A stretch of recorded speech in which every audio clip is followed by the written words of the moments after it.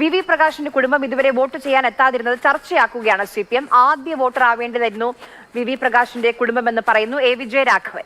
കുടുംബത്തെ സന്ദർശിക്കാൻ UDF സ്ഥാനാർത്ഥി തയ്യാറായില്ല എന്ന് എ വിജയരാഘവൻ നേരത്തെയും അത് പറഞ്ഞിട്ടുള്ളതാണ്. ഇന്നത്തെ ദിവസവും വീണ്ടും ആവർത്തിക്കുന്നത്. ഈ നിയോജകമണ്ഡലത്തിൽ UDFന് അനുകൂലമായി ആദ്യം വോട്ട് ചെയ്യേണ്ട ആളുകളിൽ ഒരാളാണ് കഴിഞ്ഞ തെരഞ്ഞെടുപ്പിലെ UDF സ്ഥാനാർത്ഥിയുടെ